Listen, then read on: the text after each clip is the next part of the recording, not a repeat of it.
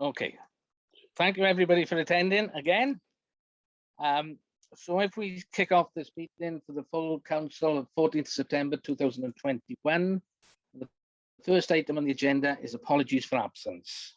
Steve? With apologies to Councillor Timble and Gareth Ford, and Councillor Townsend Jones says she's got some appointments, so she may be late. I've not seen she's in the thing, but if she's not here now, she'll be joining us shortly. Okay, thank you. Okay, so if we move on to declarations of interest. Have we got any declarations of interest?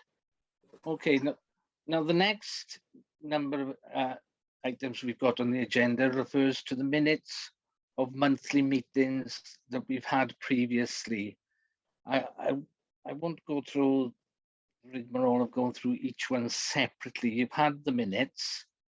So if I can just take them item at a time. Minutes of the monthly meeting held on the 13th of July. Any objections to that? If not, we will move on. Minutes of the special meeting held on the 27th of July. Any issues in relation to that? Minutes of the final meeting of the Community and Social Wellbeing Committee held on the 16th of June. Any issues like that? Minutes of the final meeting of the Economic Wellbeing Committee held on the 28th of June. No issues there. Minutes of the final meeting of the Culture and Tourism Wellbeing Committee held on the 23rd of June. No issues there. Minutes of the final meeting of the Environmental Wellbeing Committee held on the 6th of September.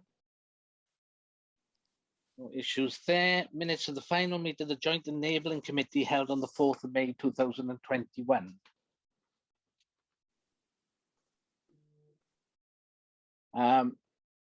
Minutes of the final meeting of the Premises Committee held on the 31st of March 2021. Okay.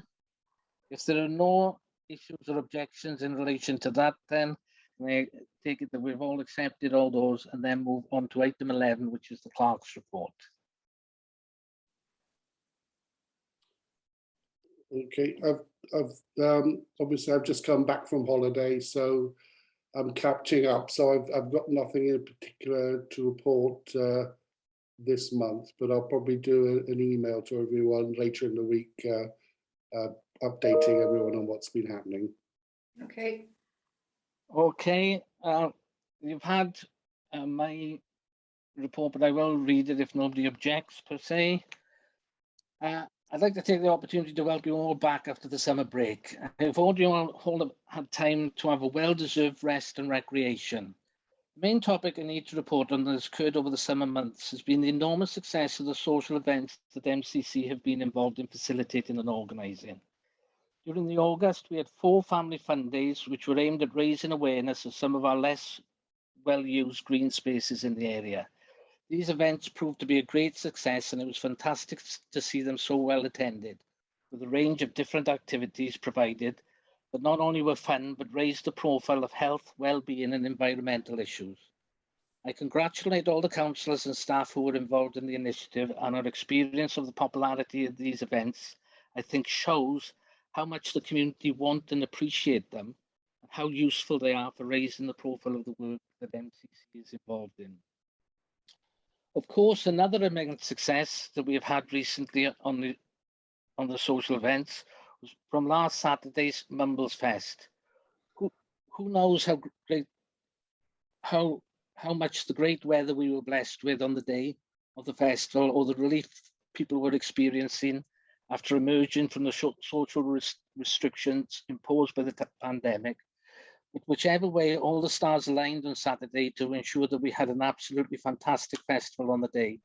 It was great to see so many people attending and having a fantastic time right in the centre of our community. Well over 3,000 people attended at various points in the day, which is a fantastic number. Talking to people at the event, it was really inspiring to hear that some of the attendees had also travelled to the event from elsewhere in Swansea, Neath and as far afield as Cardiff, which I think augurs well for raising the profile for the amenities and businesses of the Mumbles area. Again, I would like to take this opportunity to thank and congratulate all those councillors and staff who worked tirelessly to ensure that the Mumbles Fest was the enormous success that it was. There have been a number of different meetings and events that I have attended since we last met in July, such as on the 10th of August, when I attended as a guest a joint senior rugby and football match being held at Underhill Park, where particularly Mumbles Rangers football team were enjoying the improved facilities that have been supported by MCC. Again, it was great to see a local facility so well used, as the park was packed with players, spectators and families all enjoying the event. And I even met tourists who would travel from London specifically for the event and who were using the common accommodation facilities in the Mumbles for their stay. On the 19th of August, I also met Sergeant James Truscott of the Gower Neighbourhood Policing Team. James is Chris Dix's replacement, who has now moved on to pastures new. The whole point of the meeting was purely for introduction, but it was interesting to note that James informed me that it was the intention of the neighbourhood policing team to now utilise the Mumbles police station on a more regular basis for local officers to both sign on and sign off their shifts. And this should result in there being greater police presence in the village and generally more activity in the police station. In conclusion, I just wanted to express my own personal thanks and gratitude to staff and councillors who have offered their get well wishes, understanding and offers of help during the recent bout of COVID-19 that my wife and I have recently experienced. Thankfully, I am pleased to report that we are both well on the road to recovery now, but I think our experiences serve to highlight the challenges of the COVID pandemic are far from over, and that we still need to observe care and vigilance in our daily activities. Okay, any questions on that? In relation to that, anything in relation to the meetings or anything I've had?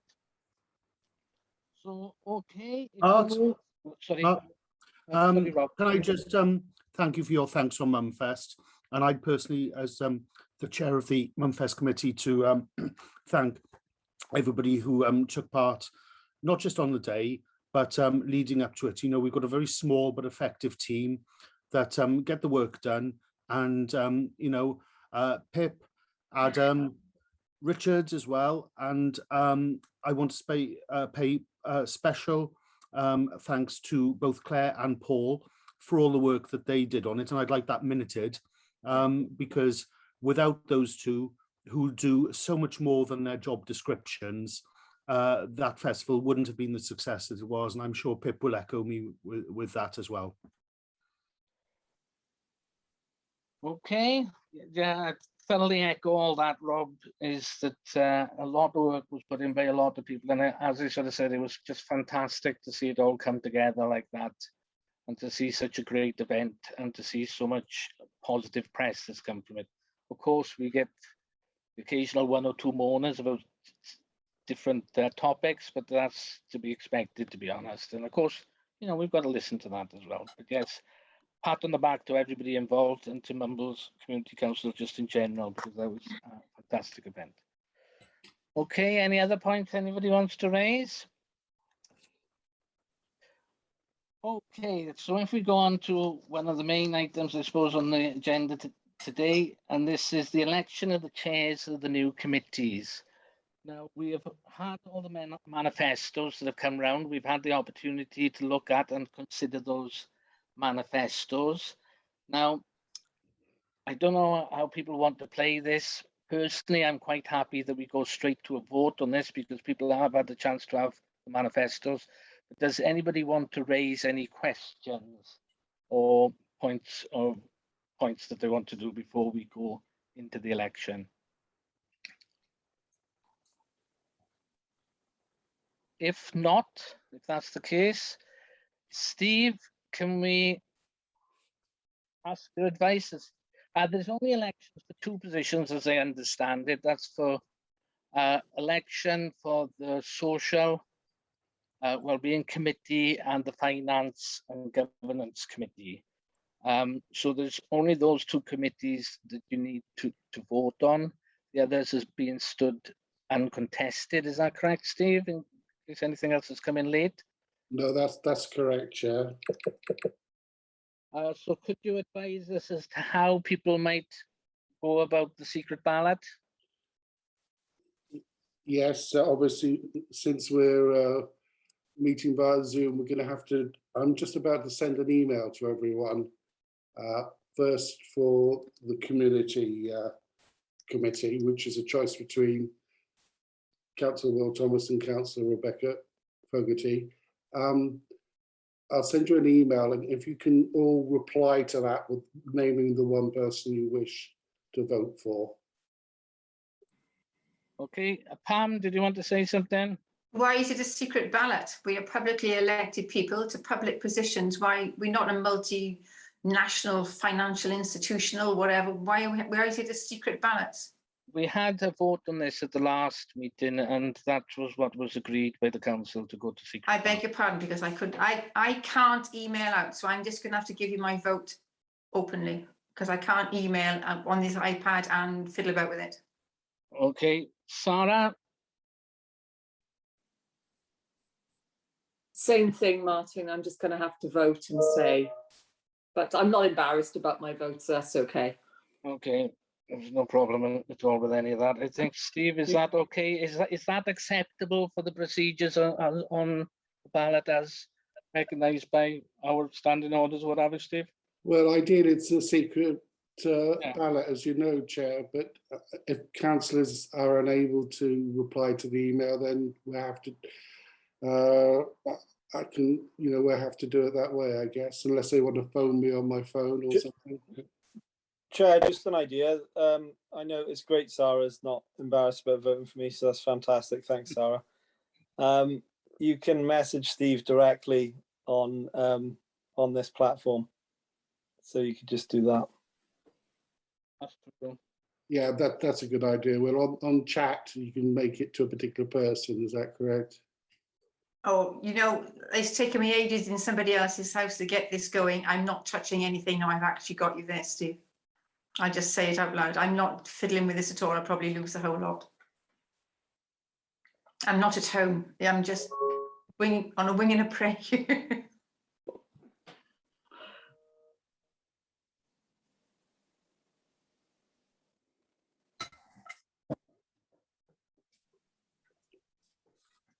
Okay, so I've sent the email. While people are doing that, Pam and Sarah, do you want to tell me who you're voting for?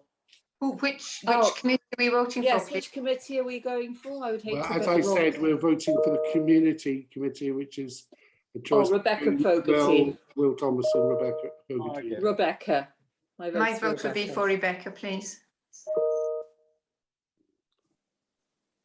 Okay, as soon as the emails come in, I'll come back and let you know the result. Thanks, Steve. Thanks, Steve. Are you doing them separately, Steve? The two? Yeah.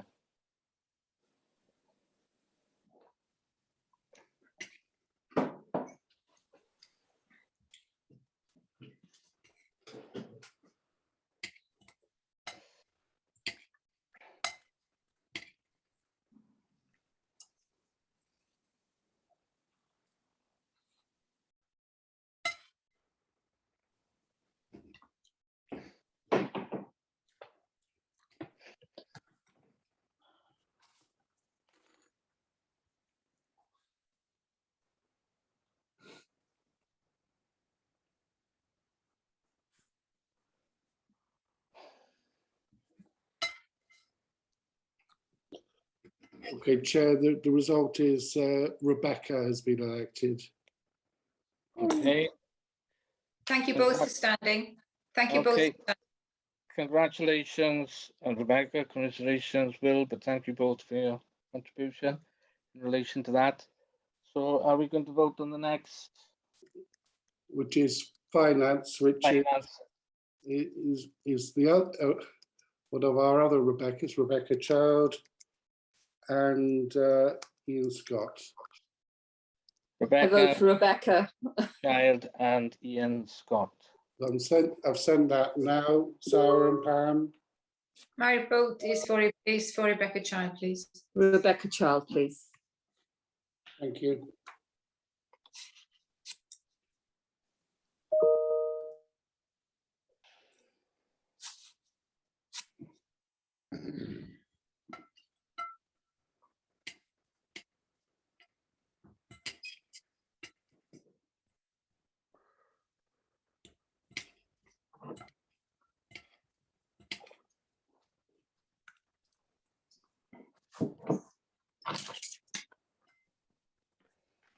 Can I just say, Linda's trying to get through. She can't actually get through at this point. So, Steve, could you just wait a minute, please? If that's okay. She just can't use the link for some reason. So I think it's only fair that we wait for her.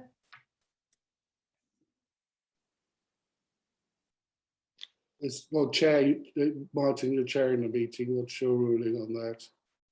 Yeah, I think if the vote has already started, we can't really wait, can we, Steve? Is she in the lobby though? If she's in the lobby, that's different. But I agree. I otherwise. can't see it. I can't see her in the lobby. It's just that if somebody comes into a meeting late when we have a physical meeting, is they can't take part in the discussion of the topic No. that we've already started on, can they? Okay, fair enough. I understand, Martin. That's fine. No problem. Yeah, it's just Thank you. those are the rules. Sorry. And I was just sort of thinking, you know, we've already started the vote. It's already gone out. Was one sent to Linda, Steve? Yeah, both emails have gone to the whole Council. Yeah. Okay.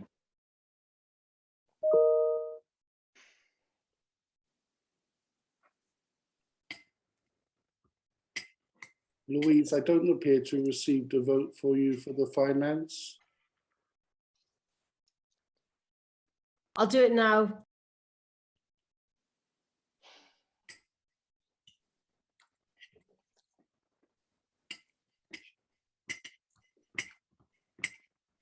Can I just clarify then, sorry, if the email's gone out to all councillors, does that mean surely we're not able to vote without being in the meeting? No, it's what I'm saying is I've just put it out on the distribution list. Okay, I'm with you. Thanks, Steve. Yeah. So we're saying if the people not here, they can't vote. I should get some interesting votes from people tomorrow morning, no doubt.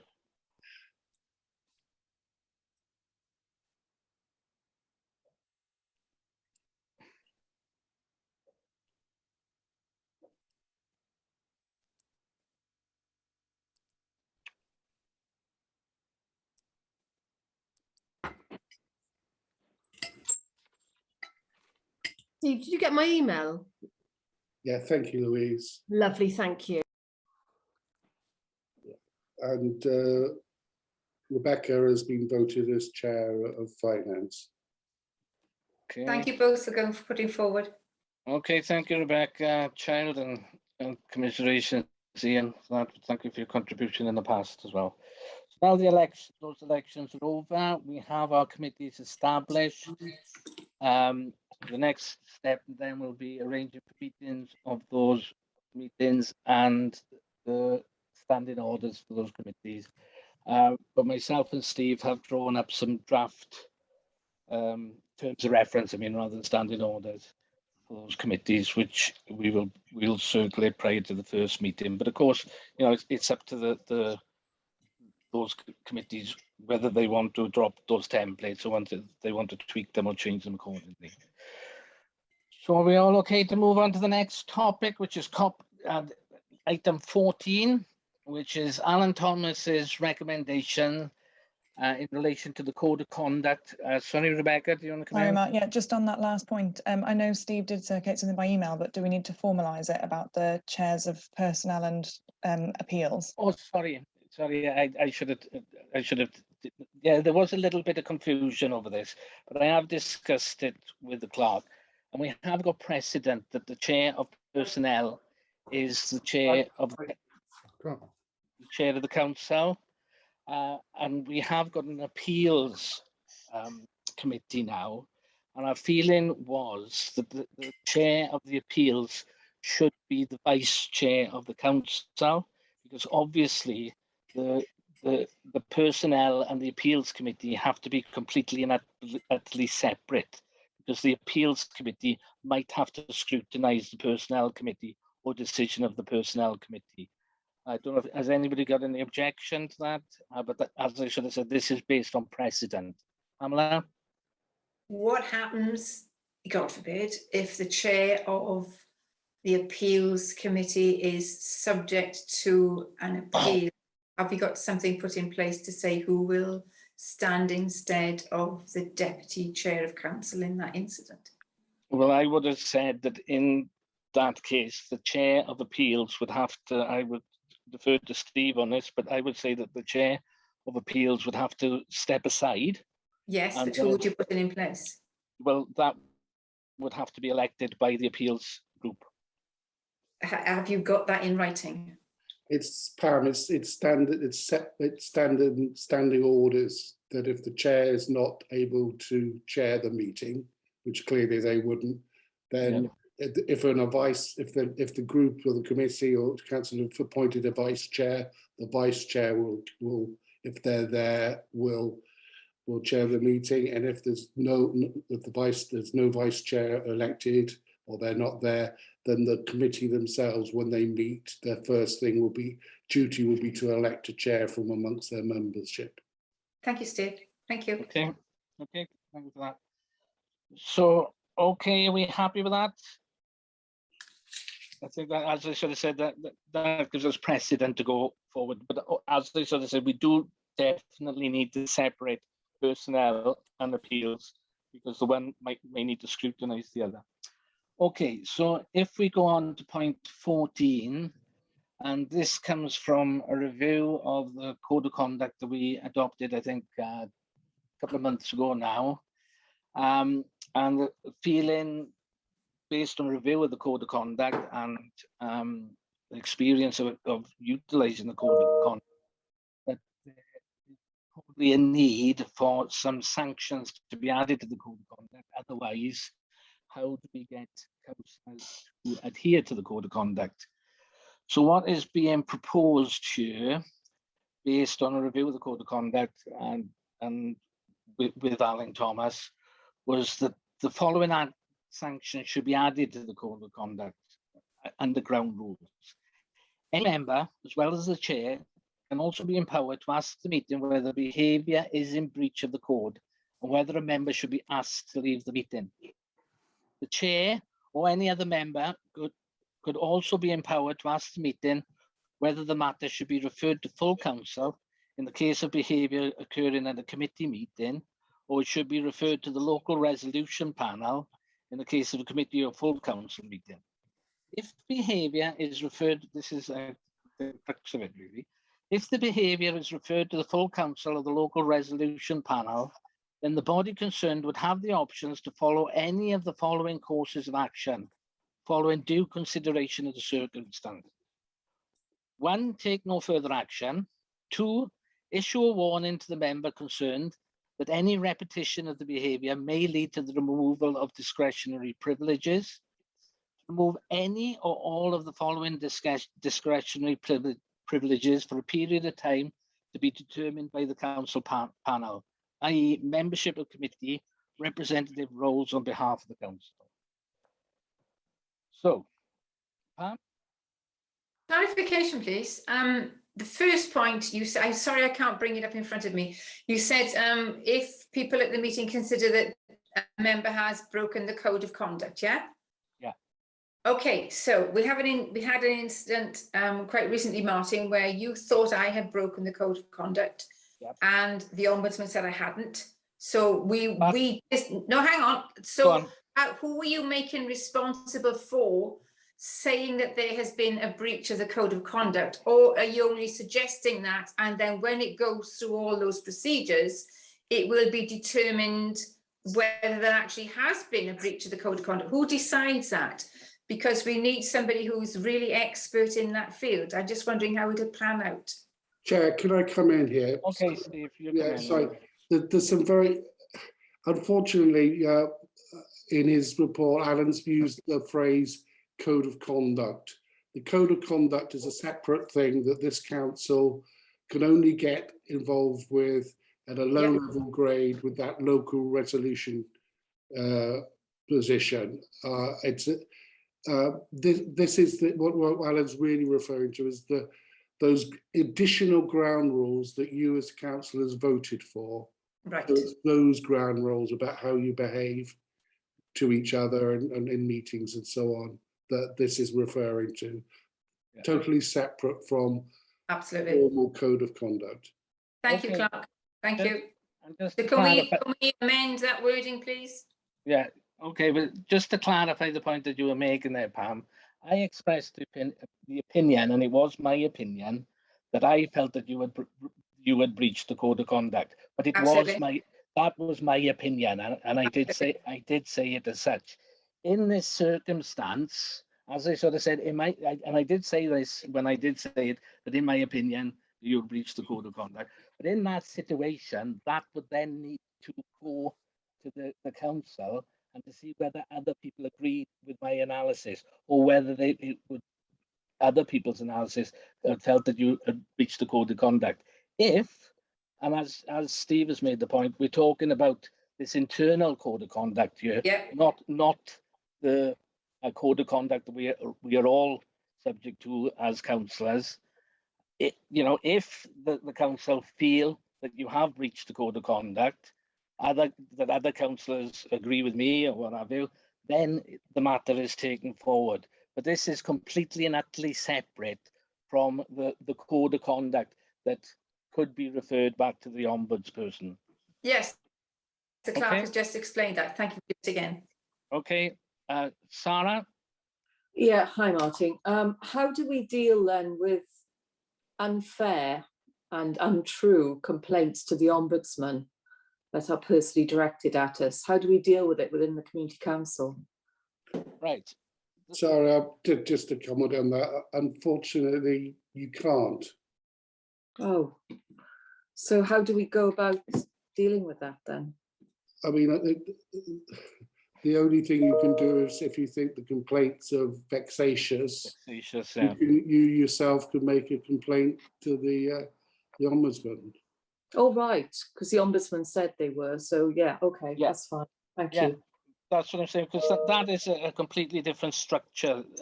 And it is a bit confusing. I'm not disputing this, because we're talking about an internal code of conduct and then the external one, which is the one that the Ombudsman deals with.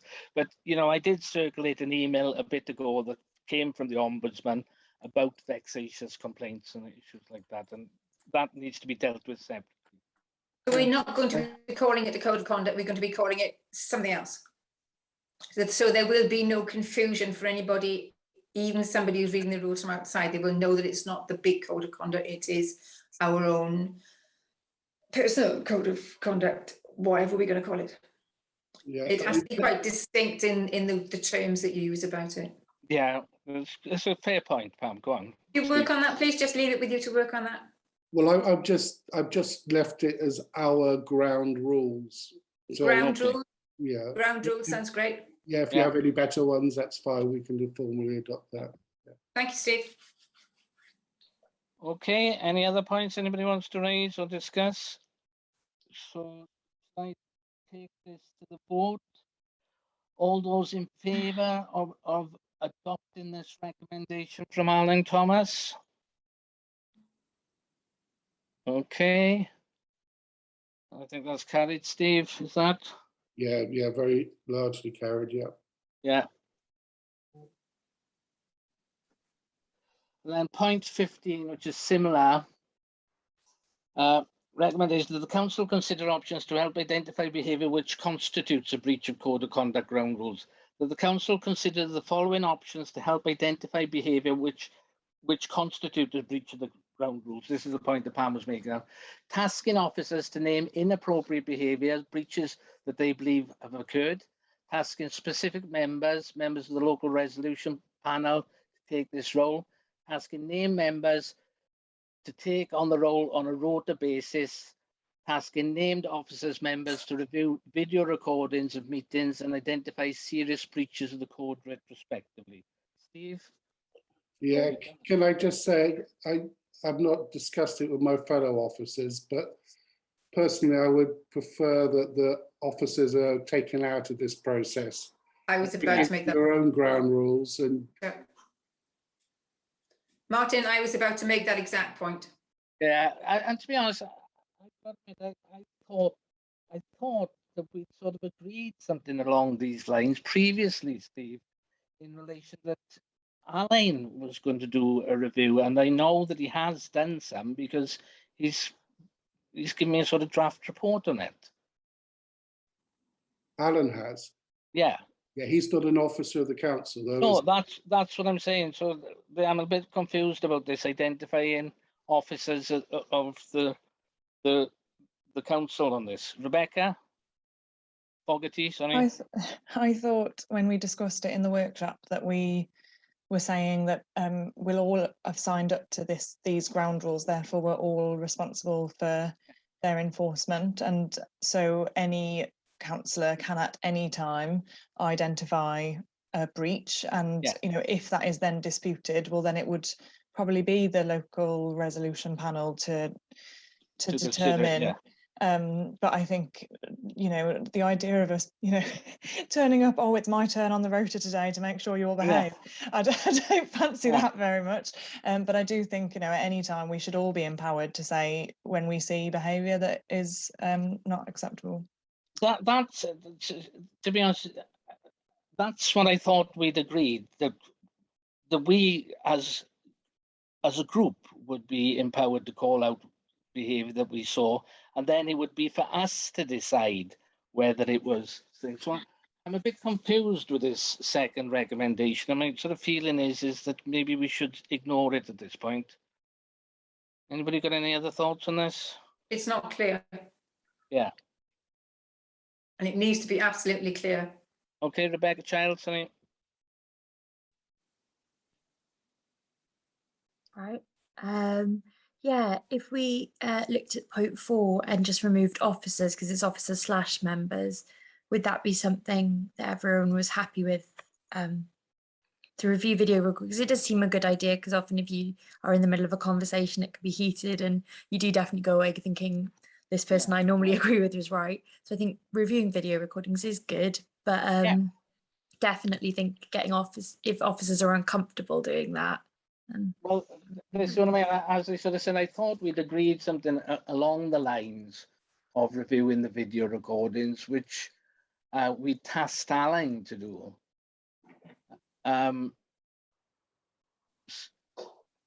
Did this come from Alain, Steve? It did, Martin. Yeah. Well, it has to go back. Yeah, can we just defer it a month and get some? Yeah, can we just defer it a month just to clarify? Because I definitely think it needs some tidying up, whichever way. And you know, the whole sort of thing. We've got the local resolution committee or group, whatever you want to call it, and I think they need to play sort of some role in that, definitely, because it seems pointless setting up another group, if you get what I mean. Okay. So if we defer that, are we happy to defer that? Yeah. Oh, lovely. Right, so point 16, banner stand. Right, consider the quote of £950 to remove and store the banner stand whilst planning permission is sought for a new site. Steve, do you want to give a background to this? Or I don't know, Rob or somebody? Yeah, no, I'm quite happy to chair. Yeah. It's taking a little bit longer to actually agree with the local residents a suitable site. In the meantime, Swansea Council Enforcement have asked us to make sure we remove it as soon as possible. I've retained a quote from the department that put it up for us, and they're happy to take it down, dismantle it and store it for us until we get planning permission. But their quote to do that is £950. Okay, Rebecca Fogarty, sorry. Thanks, Martin. Yeah, so Steve has heard before my displeasure at this situation. I think it is astonishing, really, that having been told we didn't, or at least implied that we didn't need Aye. planning permission, to then be charged £950 of taxpayers' money to take it down and put it into storage while we work it out. Obviously, had we known we needed planning permission when it went up, that would have been dealt with at the time and we wouldn't be incurring this charge. So I guess, you know, I'm a bit at a loss as to what we do now, because, you know, Swansea Council are saying we have to take it down, but I just can't help feeling that there must be some way that we can, you know, complain about the advice that we were given at the outset of this project, because we did not knowingly or willingly incur, you know, the displeasure of local residents. I think it's an unfortunate circumstance, but now that there's this level of financial implication, I think we have to have some way of communicating with Swansea Council that it, you know, the fault doesn't lie exclusively with us. Okay, so if I could take Pam, Louise and Sarah. I just want to reiterate everything that Rebecca said. Why the hell should we be paying for this when we were following City Council's advice in the first place? We didn't make a move without their specific written advice. And why now should we be paying for their mistake? Because it is their mistake. I don't think we should pay. We should just throw it straight back at them. Okay, Louise. Yeah, I actually agree with Pam. If we've got written confirmation that we didn't need planning permission, I really think that the City of Swansea Council really need to address this and not give us the bill. I mean, it's a lot of money to Mumbles Council, so I absolutely agree with Pam there, and Rebecca, absolutely. Okay, Sarah. Oh, You're on. yeah, no, it's all right. I'm so used to being on mute. Yeah, I'm shocked because I remember the day we went out to show them where to put it, and it was council workers there putting it in. So if they had a problem, why did they send the council workers out to do it? It's crazy, absolutely crazy. We shouldn't have to pay this. Okay, Richard, Rob, and then Phil. Yep. Now that Sarah's mentioned about where to put it, if we suggest that we're not going to pay it, what is Swansea City Council going to do anyway? However, I don't think we should be abrasive. We should go right down the right channels to do it, as people have already said. Okay, Rob, and then Pip. Yeah, I think diplomatically we should point out to them that we acted on the advice of their officer. You know, 900 and odd quid, £1,000 for taking down a stand is taking the piss. Let's be honest. You know, it really is. How many workmen does it take down, you know, a stand? Not £1,000 worth. So I think we point that out to them very politely. Pip is probably very good at doing a diplomatic thing like that, because I tend to have less of a filter when I'm annoyed. I think that we sort of just point out to them, we have an email from your officer who's messed up. There we are. Okay, Pip. Yeah, I agree with everything that's been said so far, and I agree with Rob as well. Just a little bit filtered, maybe. I think maybe a letter from you, Martin, to the relevant person in that department, enclosing a copy of the email that they sent to us, which was incredibly misleading on this basis. And I agree with everybody that 950 to take something down that they told us we could put up in the first place is a bit of a joke.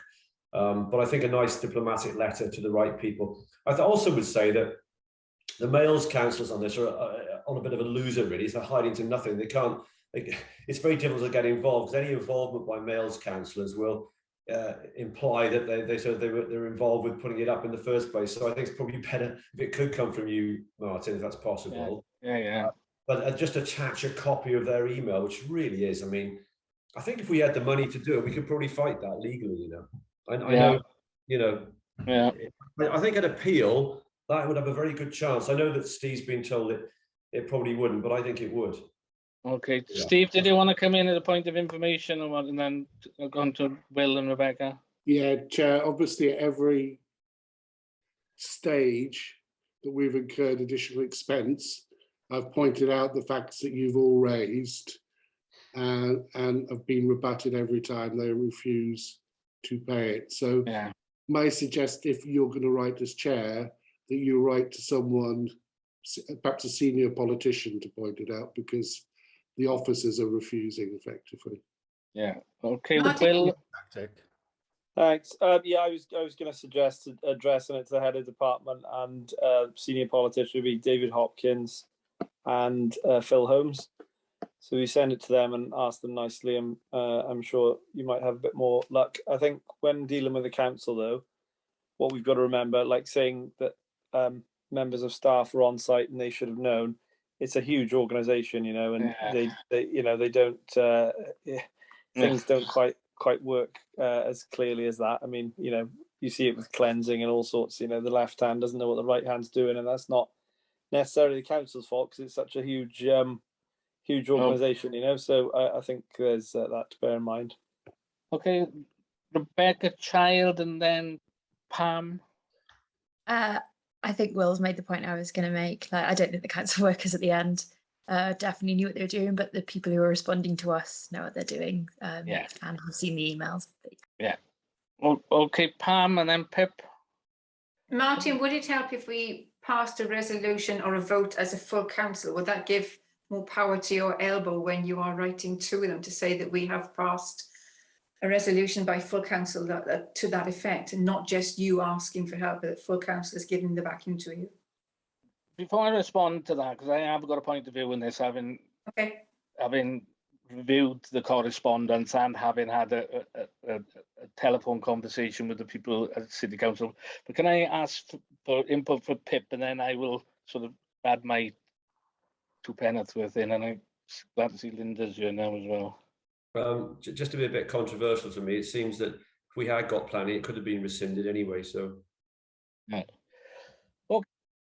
okay, right. I've sort of reviewed this situation, and I've gone back through. Ian's got his hand up, Martin. Sorry. Yes, thank you, Chair. Maybe I should make a comment before you make your comment. I don't want to compromise you. I think something that's been overlooked here is the fact that the residents weren't consulted on this matter. You know, maybe steps were taken with the city with regards to the proposed location of this banner stand, but the residents certainly weren't consulted. And if they had been consulted, they could then independently have approached the city planning department to ensure that planning approval had been verbally approved. But that's a route that wasn't taken. And this matter has been dragging on for a considerable period of time. I think it's cost, if we have to pay for this, it'll have cost £4,000. That's absolutely scandalous. You know, it's absolutely shocking, you know, just for a few pieces of wood and a couple of horizontal bars. The thing looks absolutely ridiculous, whether there's, especially when there's nothing on it. And there's been nothing on it for a considerable period of time. Okay, thank you for that.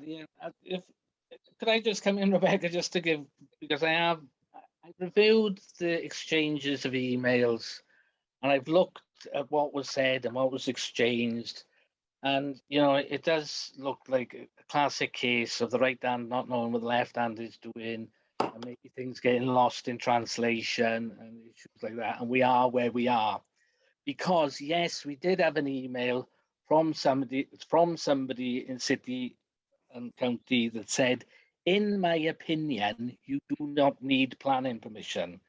That was in his opinion, and he wasn't from the planning department. And then somebody from the planning department, planning department, when they found out about this, sort of said, well, he shouldn't have said that, which maybe he shouldn't have. I don't know. I'm not saying one way or the other. But all I'm sort of saying, that was the situation that we ended up in. I have talked now to somebody quite senior in the planning department, and to be honest, I thought he was very constructive. You know, we are where we are. We're in a bit of a tangle, and we're in a bit of a pickle. He realizes where we are with this. His advice was, yes, you could appeal this decision, but he doesn't think that we would be successful, in his opinion. But, you know, then again, he is a senior person in the planning department. But then again, at the same time, he is, well, I got the impression that he's happy to work with us in trying to resolve this situation as best we possibly can. And I was very encouraged with his tone and his attitude, to be honest. So I think the approach, you know, but then again, at the same time, he did say to me quite categorically, look, you're going to have to move this. So I think the suggestion that I go back now to City and County of Swansea and sort of say, yeah, okay, we will move it, but how can we resolve this situation as best we possibly can? I think that is the best way forward. And again, taking in Will's advice as to who maybe to copy and circulate that email into as well. So that's the way I think is the best way forward. Rebecca, did you want to come in now? Yeah, I just want to kind of remind us all of the potential value of having the banner stand, because I think it's become the source of such, well, mirth, but also frustration. Just thinking back through the pandemic, you know, we were able to put really essential information out on that stand. Prior to all of this, you know, kicking off, we had plans for local businesses who need, you know, support to be able to get really decent rates on tasteful advertising there to support our local businesses. So, you know, yes, it's a few planks of wood and 2 metal bars, and yes, it looks a bit peculiar when there's nothing on it, but the reason there's not been anything on it for so long is because we're trying to deal with all this planning situation. So, you know, I do think it is worth us pursuing. I'm not happy with where we're at right now. No, but saying that was the impression I got from, I can't remember his name now, from the planning department, but his attitude was, you know, no, you don't have to bin this. You will have to move it, but, you know, with a bit of consultation and a bit of dialogue with people, I'm sure we can find somewhere where we can put it. Because, you know, that's what I'm saying. His attitude was, oh, you're going to have to get rid of this and bin it or what have you. He was just sort of saying, you know, you are going to have to move it, but, you know, we can come up with a solution to this, which will give us an advertising stand as we want. Pip and then Sarah. Yeah, I mean, just to take on what you said, I mean, if you rewind a few months ago, Steve and I were looking for alternative sites. And what I was hoping for, we could do the whole thing in one go. So instead of paying 900 and something quid to have it removed, you can have there will be a cost to having it moved, but you know what I mean, you can it's a more justifiable cost in moving it somewhere else. And I thought nearer the fuel station, which Steve and I, you know, pinpointed for them, because it's very busy there. There's no houses in front of it, and there's plenty of signage there. Well, let's give that a go. You know, let's give that a go. Let's approach approach them with that attitude, because maybe they might be amenable to that. Because as I said, he did seem pretty amenable to trying to find a solution to the problem that we're in. Yeah, and it's away from the residents completely. I did write to the main resident who'd been complaining, and I didn't really get a response from her on whether she'd be happy with that. But it's a good 100 meters away from the front of her house, and it's next to the petrol station. And I don't think that's going to, you know, spoil anything for her. With regards to, I did have a quick meeting with Rebecca Singh, who represented Louise and Linda, and we didn't get that far. I think the Males councils are, as I said before, a bit of a no-win on this, and I think just best if they sort of sidestep it a bit, really. And maybe we could just do that and suggest that alternative site. There we are. Yeah, I think that's a good point. Sarah and then Linda. Yeah, hi. I'm absolutely livid. We did all agree when it went up that it was a good idea, and it is still an excellent idea. I mean, Pip would definitely agree with that. We need to be able to advertise everything, and it's not really an enormous board. I thought when I was agreeing to it, it was bigger than it is. If we can move it where Pip said, great. I still feel the need to fight it. I just think it's just ridiculous. I think we could argue the toss on this. Sorry, just Thank really annoyed. Okay, Linda. Yeah, well, this is another thing that's gone on in my ward for a long, long time. And the residents have got on board with this as well. I have been negotiating with Rob Latham.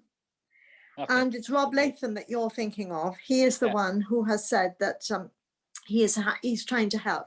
And I think that what Pip has said is the best idea.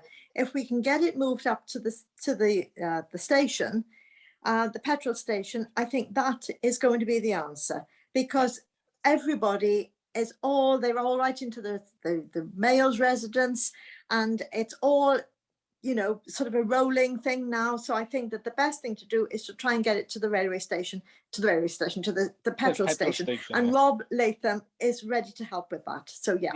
Yeah, thank you for that. That was the name I was trying to remember. Yeah, I got the impression that Rob was very amenable to helping us out and helping us resolve the situation. And the great thing about that, of course, is that we will end up with our advertising banner, which is what we want. Okay.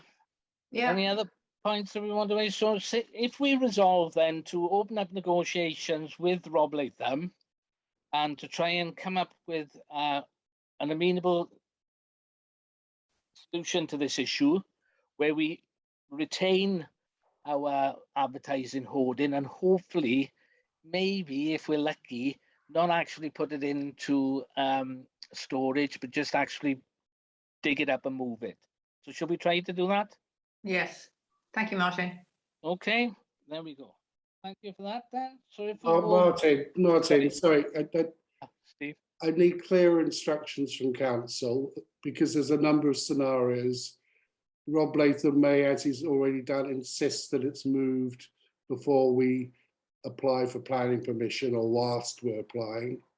So am I empowered to accept their quote if I have to, for example? That would be one thing.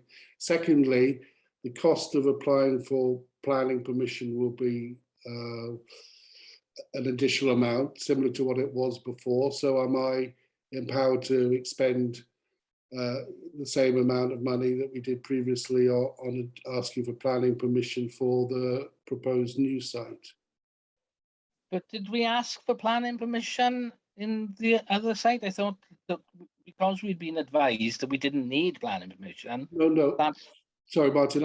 After we, as you say, we were advised we didn't need planning permission by the person who put it up.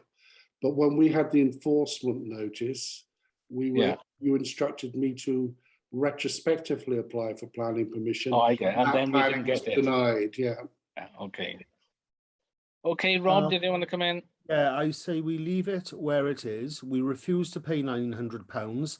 And if they kick up a big fuss, let it go to the Evening Post and let it show them up. Okay, anybody got any thoughts on that?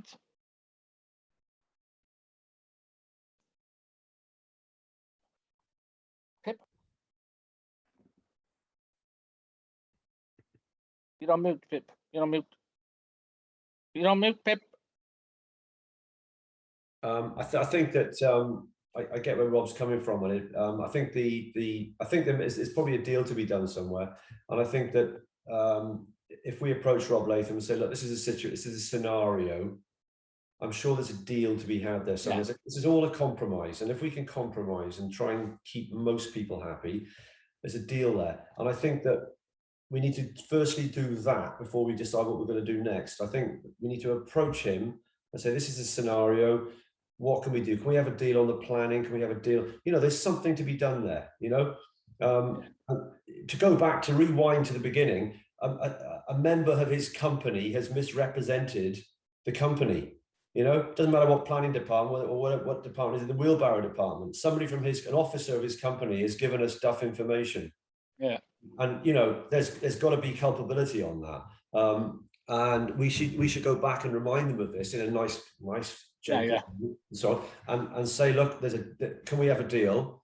Reference where we want to put it, reference planning. Listen, let's save your embarrassment as well, because obviously this is a cock up by them as well, you know, from their side. That email is quite misleading, let's be honest. I think we should cross that bridge when we come to it. Let's do that bit first. Okay. Rebecca, Ian, and then Richard, and then hopefully we can move on, I think, because Yeah, sounds like Pip's got exactly the right approach in mind. I personally would not vote to empower the clerk to expect to spend £950 on this, because I think it sends the wrong message. It sounds like capitulation to me, and I'm therefore not in favour of that. I appreciate that might put you personally in a difficult position, Steve, but I think as council we can't approve that expenditure. Okay, Ian, and then Richard. Yes, thank you, Chair. I just want to highlight the fact that, you know, this whole thing from day one has been very, very unprofessional. And the fact that we're considering taking it to the Evening Post, I think that'll highlight the fact that the council has been very unprofessional. You know, how on earth can we justify just any singular individual as a substitute for planning? There's, you know, the individual opinion of one is not planning approval. You know, that should never have been endorsed at that point. And if it had been looked at correctly, we wouldn't be in this scenario. Richard and then Sarah. Perhaps going off at a slight tangent, how much work is involved in taking it down? Now, the reason I'm asking, could myself and somebody else take it down and move it and store it somewhere else? Yeah, I don't know what. Yeah, Richard told me do it for 800, didn't you, Richard? 750. I'm going that way tomorrow. I shall take a look I'll at do it for 5. I'll tell you if I can do it. And if I need help, let's face it, it's not going to cost the council anything then. Okay. Sarah? Yeah, yeah, I just can't condone spending that money. I think we should argue it, we should fight it. Okay. Definitely. And Okay. as for the planning thing, when you're told by somebody who should know their stuff that you do not need planning approval, then you listen to them. You don't go over their heads and go, oh, well, I'm still going to check for planning. He told us as a professional that we wouldn't need planning. Yeah. He shouldn't be giving that advice. No, I can see your point, Sarah, but I have actually seen the email, and he does say, in my opinion, and you know, I just think we would be on very sort of dicky ground with that. And also, then he should have. Then he really should have finished it by saying, in my opinion, but then you should go and ask other. Well, yes, and you know, there should have, would have, could have, lots of things, but you know, that's what planning are going to come back to us with and say, well, this guy wasn't from planning and you shouldn't have listened to him. But anyway, to sum up, Chair, can we just get Steve to write an email to those two people to say, you know, I was going to say, let's see if we can negotiate some sort of deal here. We won't the £950 for now, but we will go back to them and sort of say, look, we want to sort this out. We're going to need this planning permission, proper planning permission, which we haven't got. And once we've got that, then we can recite it.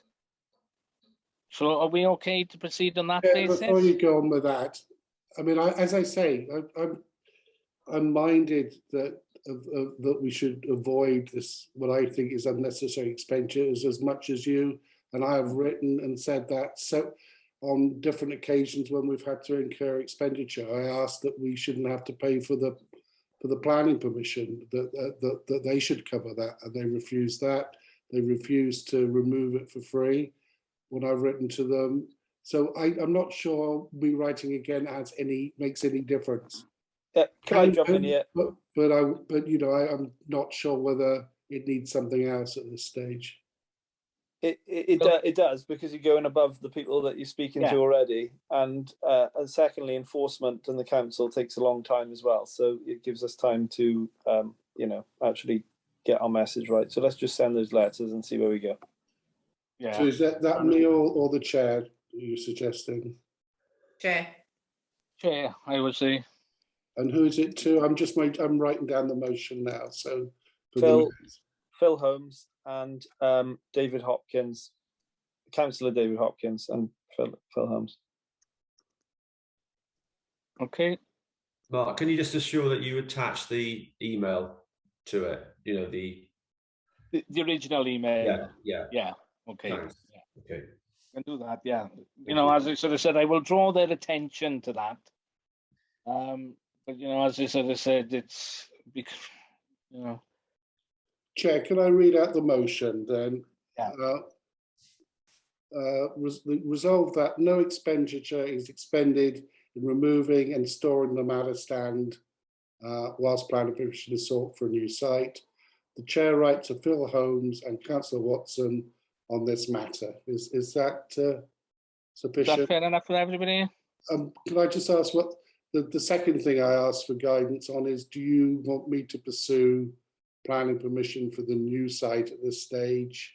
No. Or you want to wait and see what happens next? What I would do, I try and get a deal in your letter with them on that. Try and get the whole thing done in one go. Yeah. Yeah. And we will draw up the whole issue of getting planning permission, because again, what Phil Latham said is, whichever way, whenever we're going to have to put it, before we put it there, obviously we will need written planning permission now. Yeah. Is there any way around that we can get this all done in one fell swoop? Yeah. And then fine. Yeah. Rather than take it up, put it into storage. Yeah. We got it all the time in storage. Then we're waiting for planning permission. Can we apply? And to be honest, when I talked to that, he seemed to be quite amenable to work with us on maybe going down that route, Okay. Okay, everybody.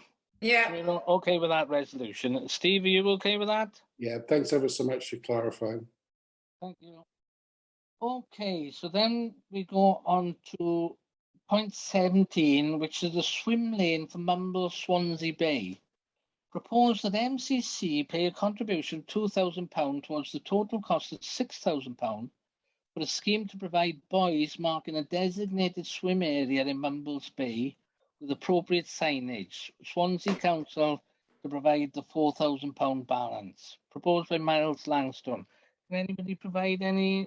Chair, could I just say at this point, procedurally, since Councillor Langstone's not here, someone else in the council needs to actually formally propose that at this stage. That's what I thought. Richard? I've just realised I need to state that I've got an interest here because I'm a water user as a member of the rowing club, so I've got a vested interest there, personal. Okay. Chair, I think me and Pip are familiar with some of the information behind this. Pip slightly more so than me, so we're both happy to. Sorry, Pip, putting words in your mouth, but no, it's fine. Shall I?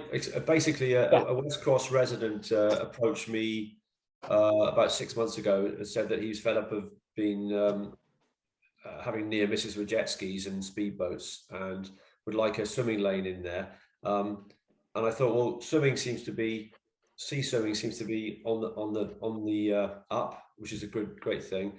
And so I spoke to Miles as a Mumbles councillor, who then approached Jamie Rubridge, and Jamie's been really helpful and has come back and eventually between them all they've come up with City and County prepared to offer 4,000, asking us for 6,000. We did send out. Steve, did you send out the plans of this to everybody and the notes? I haven't been furnished with those. Okay. The proposed area is marked out with buoys. They're not buoys. They're quite big. They're probably 4 or 5 feet tall buoys, proper ones. The area would be from the slip, just the other side of Verdi's, the slip. Not the main slip from Verdi's, but the one going back towards Mumbles. It's about 150 yards down from Verdi's, and then that would run down to the slip, which is opposite the Antelope, effectively. And that slip down there, where they sell the coffee and stuff, and that little. So that's the distance, and then the buoys would mark off a swimming area, so people can swim safely away from boats and so on. One of my concerns was ongoing costs and insurance and all these different things. Jamie came back to me this morning on this, CC'd Will in. Basically, he thinks it would fall under the city and county bulk insurance. So that would be great. Maintenance wise, there would be an ongoing maintenance. It's not well, I can't remember the figure now. Can you remember the figure? Have you got it down? I'll see if I can find it while you're talking. Yeah. Go on, carry on. Maintenance wise, it would be an ongoing cost, but it's not horrendous. But I just thought this was a great thing to offer to the public and to our residents, especially in light of sea swimming getting popular, you know. Okay, thank you for that, Pip.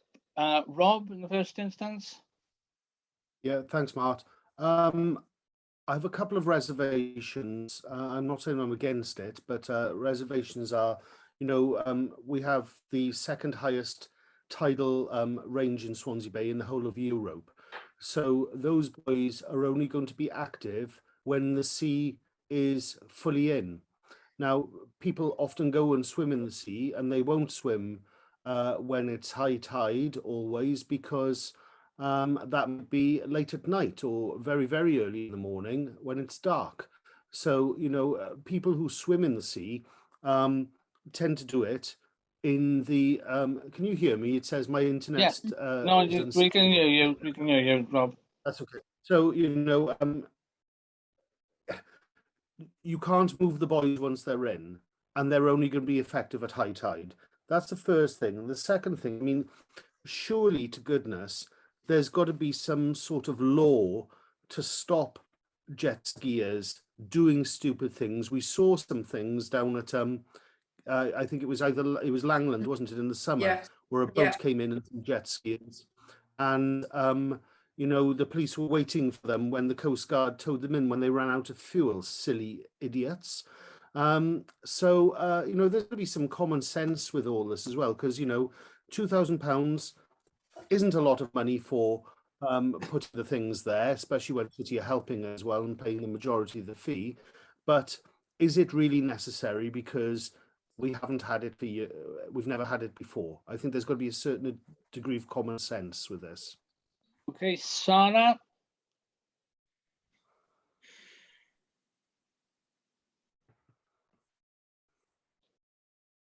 Sarah? Sorry, I didn't realise my hand was up. Oh, okay, no problem. Rebecca Fogarty. Thanks. So my question is, how is this connected to the seawall defence project? The reason being that I'm aware that some sea swimmers have responded to the consultation with the idea of having a tidal pool, which is where in high tide the sea fills a swimming pool, and then as the tide goes out, that sea is captured so that you can still swim even when the tide has gone out. And I think that's an amazing idea. And if that is something that can be incorporated into the seawall defence project, then that kind of meets this need. So it's a question really, similar to Rob. You know, I'm not necessarily decided at this stage, but I just wondered whether that has been considered already. Okay, thanks for that. Rebecca Child. Yeah, I really like the idea. Anything you can do to encourage more people getting healthy and active. And yeah, there's only a growing thing for wild swimming and outdoor swimming at the moment. I'd like to see the papers that you said you might be able to circulate. That would be really helpful, because again, not fully decided because I haven't had time to think about it properly with that information. And yes, what are the laws around this? Do we have any signage or anything where we sort of tell jet skis what they're allowed to do within the bay, you know, without necessarily being the law, what we think they're allowed to do and where they might launch from? And yeah, I would want to hold off on this until we've seen the outcome of the sea defence thing. But obviously, if it doesn't include that tidal pool or anything like this with the space for swimming, then I'd want to proceed with this. Okay, Will Thomas. Thanks, Jed. I'm in a position to be able to tidy up some of these questions that people have got, because I've obviously been dealing with the jet ski issue down at Langland. So the council get anyone who's launching at a council launch site sign a form saying, do you adhere to these terms? As far as I'm aware, it only says you can't go 100 meters. You have to stay 100 meters away from the beach. at certain beaches. So that's the only thing that is in place there. And obviously that's why at the council slip, you've got the buoys that take you out, because that's the lane to take you out further out to sea. So that's the point with that. With regards to the tidal pool, I remember this was brought up. I think Pam brought it up years ago about when we first started talking about the seawall, and I mentioned it to David, who's David Hughes, who's the guy at one of the first meetings we had, and he basically said, unfortunately, that's not something that the Welsh Government funding covers. So it was basically an absolute non-starter. So unless Cabinet decide to, pay for it as an extra, then it's a non-starter. And I understand it's quite sensitive around the ecological sort of side of the wall and things. So so I'm not sure they'd look to do that. But he said absolutely not. So that's not something they'd consider. So unfortunately, from what he's the guy leading the project, he said that to me. So that unfortunately is not to say that we can't take it further, but that's what he said to me. With regards to, is it worth it? I understand what Rob's saying. You will have these big, buoys sitting on the sand when the sea's not in, and no one really knows what that's going to look like, or if it's until they're there.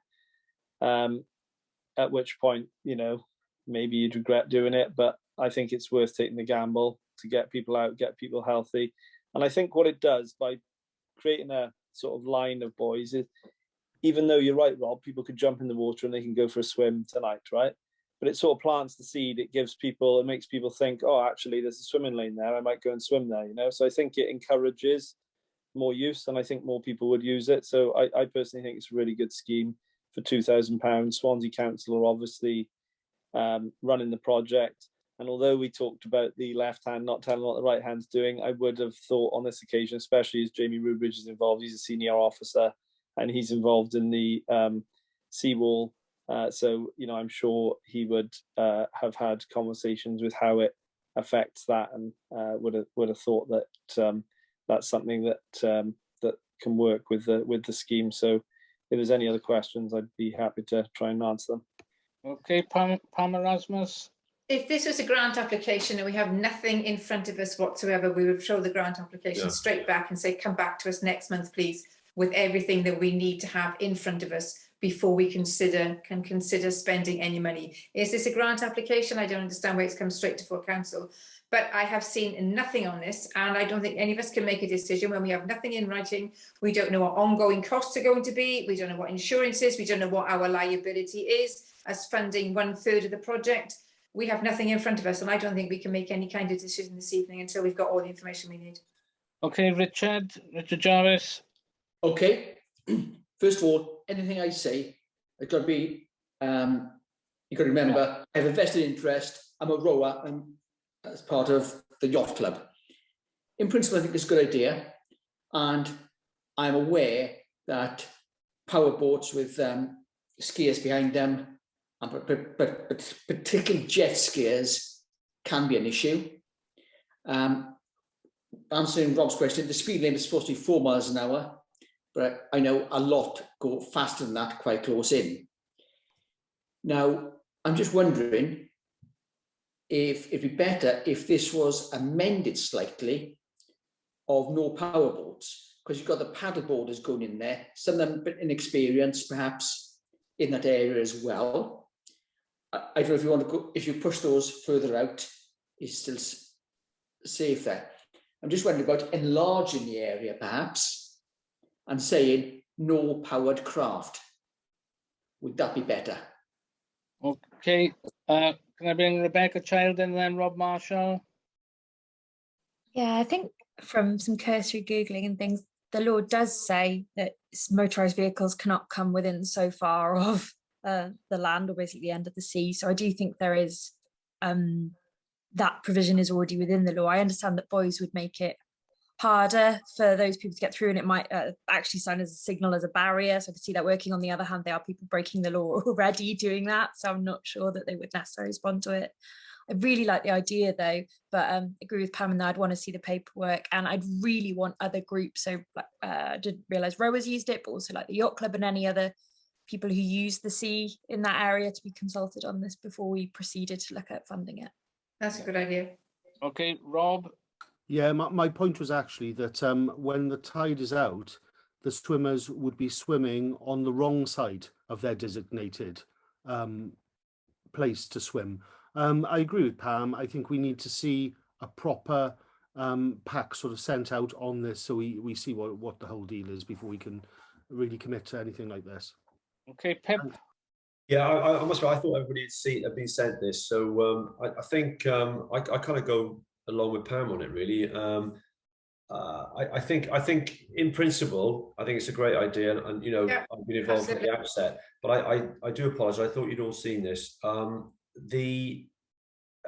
It's £500 a year foregoing maintenance, which I don't think is. If we agree that it's all going to work, I don't think £500 is the end of the world for something like this. But it's just a question of you reading the information I've read. Yeah, it's very well laid out. There's a map. There's all the signage that would be used. Yeah, you need to see it. So maybe we could. We're not going to get it through tonight, I don't think, are we? So maybe we could just say, could we get it to the next committee meeting, having sent everybody seen the plans? Yeah, get the plans out. Sorry, have you finished, Pip? Yeah, sorry. Yeah, I agree. I agree with Pip as well. And I think you've got to look at health and safety. You know, is there going to be anybody that's, I don't know, even a lifeguard? I mean, I'm not sure how many swimmers would be in the sea. Like you said, it's a really busy area. There's a lot of sailing around there. I know that, and paddleboarding. So until we see the whole document, I think then we should wait and obviously make that decision. So, but fundamentally, I think it's a great idea. Okay, I was just going to say, put my own 4 pence worth in here as somebody who swims in the sea quite a lot myself, and I'm more healthy than I am at the moment. I've had a couple of scrapes over the years with these jet skis, and no matter what the law says, I'm sure they do not adhere to it. I particularly remember having a really close shave of one down in Port Island about 20 years ago. And it was really, really scary, to be honest, because he just obviously didn't see me swimming in the sea. So the laws are all very well and good, but I think, you know, having some sort of physical barrier is something that we should consider as well. I really like the idea of the tidal thing, but as Will said, maybe that is a no-go at this stage. But anything that encourages swimming in the sea and while swimming is something which is very close to my heart. Is something I enjoy a lot myself. So I think the general consensus is that we need more information on this, but generally it's an idea that we're quite favourable to. Yeah. So if we can ask the clerk to ensure that a pack is sent round with all the information that is required, the plans, whatever costings that we've got, and then maybe for it to come back to the next full council meeting. Is that okay, Steve? Chair, this was a proposal by a particular councillor, hence it's coming in this way. So are you resolving to refer it back to the proposer for further information? Is that? Well, I would defer to your advice. Or do you wish to refer it? Should we refer it back to a committee? To a committee, yeah, that was the second choice. I think it'd probably be better to refer it back to the committee for consideration of the documentation, because they will meet before the next full council. Then hopefully when it comes to full council, any queries that we could have, that's the point of committees, isn't it, really?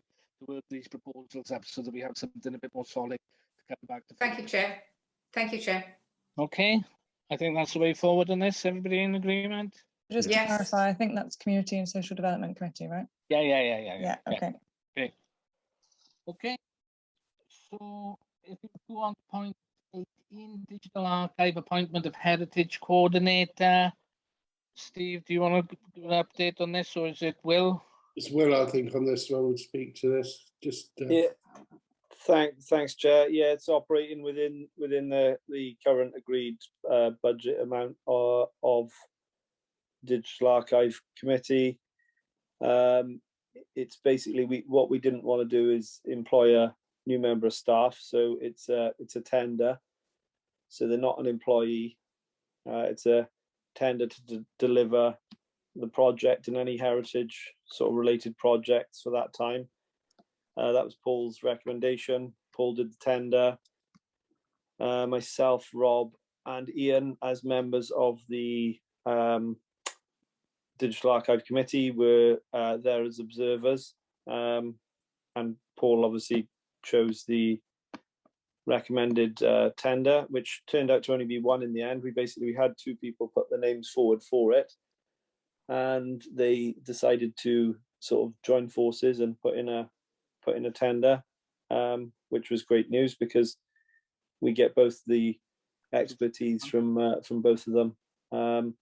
Really exciting time for the project. It's very hard to coordinate a number of volunteers and such a big potential project, but these two people are more than capable of doing that. And yeah, hopefully everyone can support it. We can move forward at pace. Great.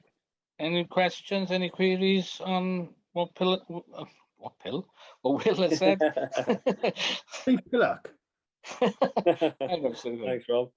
Well, it sounded like, that's why. It did.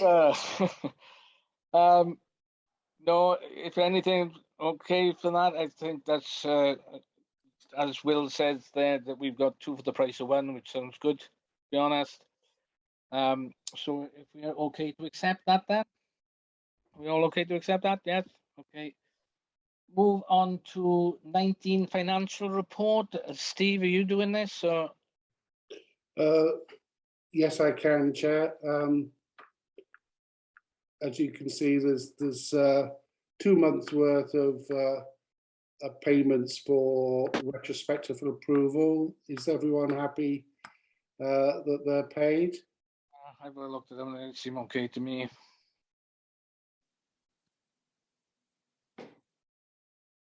You'll see amongst them there's a cheque made payable to Barclaycard, and Paul has laid out the purchases made by that for both July and August. Is everyone happy to note that? Yeah. But there's an income to be noted, particularly Swansea Council, the second tranche of the precept. So income of 207 from that thousand, which draws us to the bank balances as of the 2nd of September. Is everyone happy to note those? Yeah. And finally, you will have noted Paul's comments on budget monitoring for 2021. He's going to be setting up the new structure for the committees on Scribe. And once he's done that, he will be producing monthly reports for each committee. Yeah, I think that's a good way forward. So is everyone happy to A, approve those payments, and B, note Paul's report? Okay, everybody happy with that? Yep. Okay. So if we move on to item 20, sorry, Councillor's Individual Fund. What have we got to report on that, Steve? Well, you'd have seen the report that Paul was hoping to put in the, sorry, because I've been away, I haven't had a chance. Yeah. Did Paul put that in the documents for the meeting? For the last meeting, I don't think he did he? No, for this meeting, there should be item 20. Oh. I can't actually find that in the OneDrive. I'm looking now. I didn't notice it either, I'm sorry. Well, I didn't notice it unless he sent it separately. I don't know. Right. Anybody else seen it? I could well have missed it.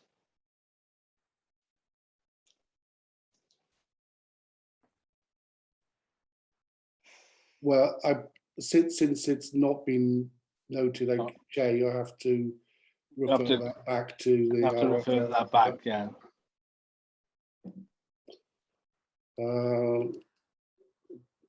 There is something on the budget timetable, which is the next item. If you want me to, Yeah.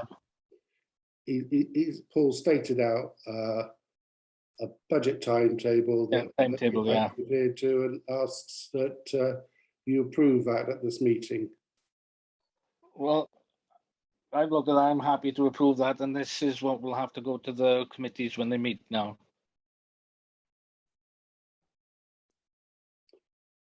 That's right, but this council will instruct the committees to follow the timetable. Yes. Anybody got any objection, any problem with that? Stands to reason this is what we got to do, really. So we're okay to pass that, Steve. Okay, thanks, Chair. And councillors' remuneration policy 2021-2022.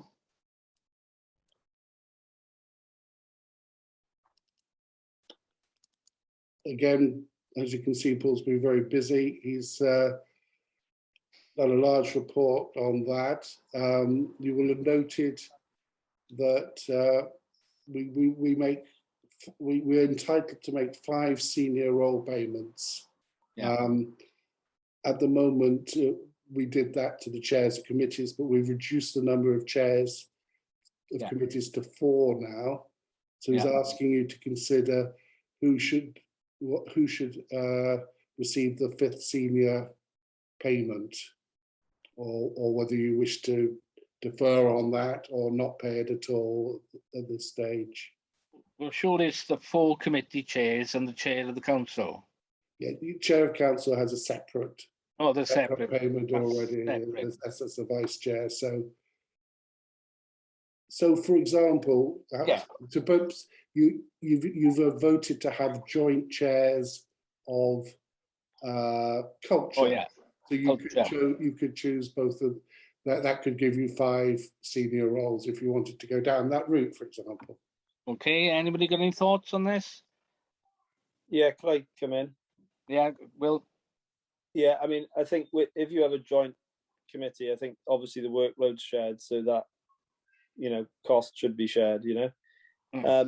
It depends on some of the smaller committees, it depends on the workload, but you could either share it out amongst those or put a lower remuneration for the sort of subcommittees.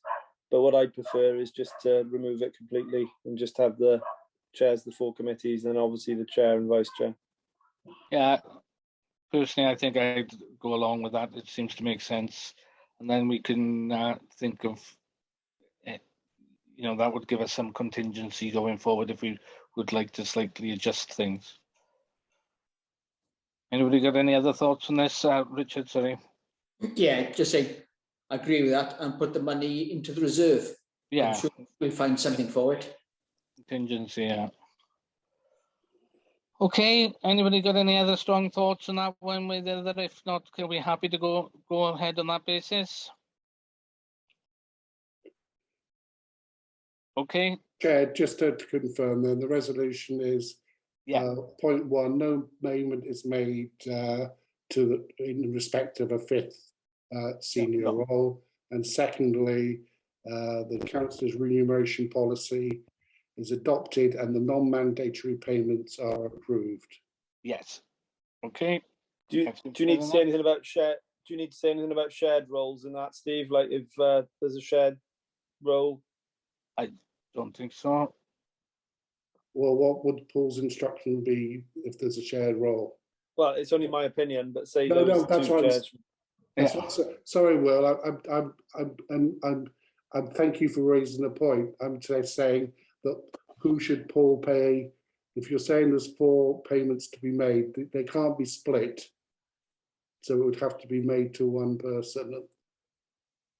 Right, because, well, I mean, what I'm thinking is Pip and Rob, obviously, I don't know if they accept the remuneration or not, but if they did, for example, on the cultural committee, common sense would say they're both sharing the workload there, so should be half and half. I mean, so that's the point I'm trying to get across, really. Yeah, but I think Steve is asking who should the payment be made to if there's a joint chair like that. Well, have we got any precedent in that? Mart, Rob? I mean, first of all, I'd say I'm absolutely happy to split it with Pip Yeah. because he's, you know, doing the chair's job as I am as well. I don't see the problem with just two different payments for £250 each. Mm. Can we not vote on that now and just say that can be the way it's done? I mean, that's easy enough, isn't it? Yeah, Rob, so I it's, think we would so it's need not to the check. number. Sorry, It's not the number of sorry, can I just clarify, Steve? It's not the number of councillors, it's the position of the councillors is what we're getting at, isn't it? So the number is irrelevant. It's basically there's X amount of remuneration. I struggle with that word for each committee, really, isn't it? So there's Couldn't we Does that reword make it sense? to just be that the chairs get 500?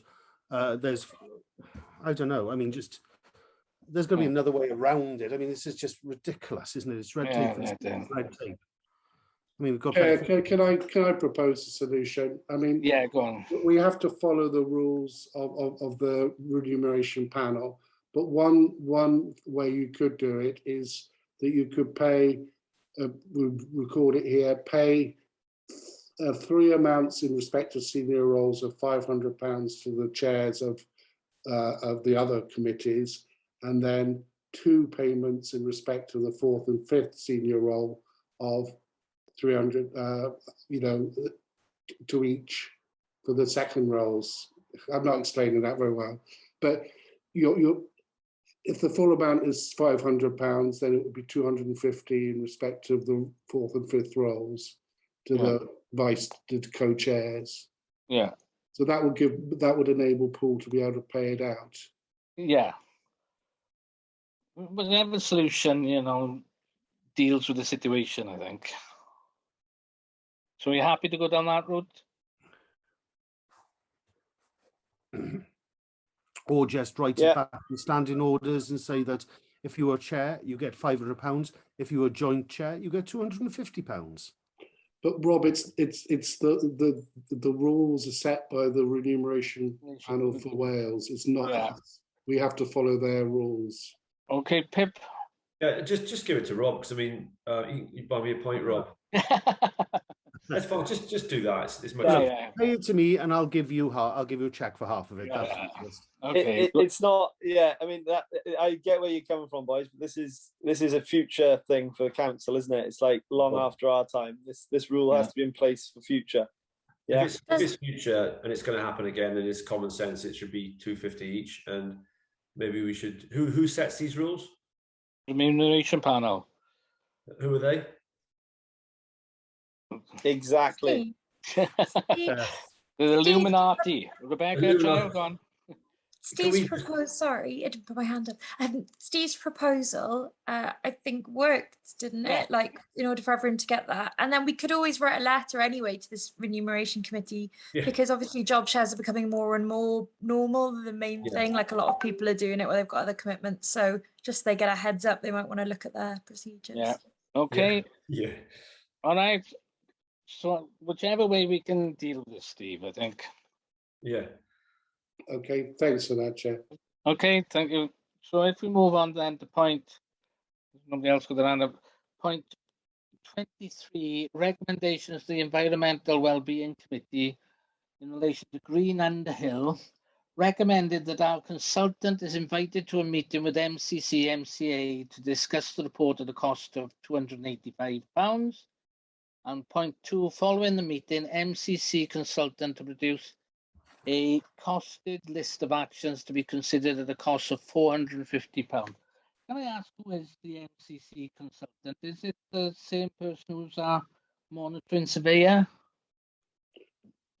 This is an expert that our monitoring surveyor recommended we use. Okay, okay.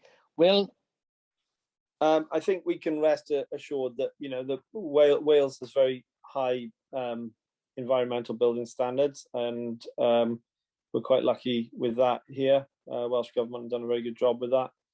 MCA are obviously adhering to those. The tender has already gone out. We have already signed all the agreements. We have absolutely no authority now, unfortunately, depending on how you look at it, to change anything unless MCA wanted us to, because the lease agreement's been signed. So this, I wouldn't have supported it if it was a few months ago anyway, but it is too late. It is too late for this now. So it might be a nice conversation to have, but it's pretty pointless in my opinion. So I won't be voting for it. Okay, Sarah.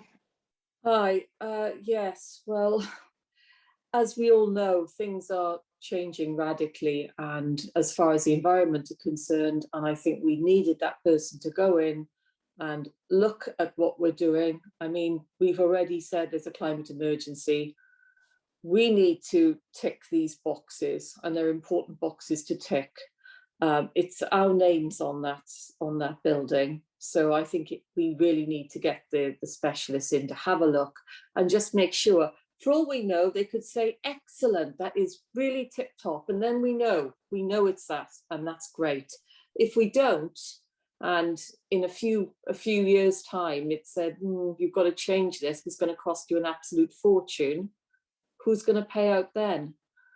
I think it's better, so a stitch in time saves 9. I think it's better to do this now than do it later. Okay, apologies to jump in again, Chair. Just to remind everyone, the tender, MCA have already sent the tender out.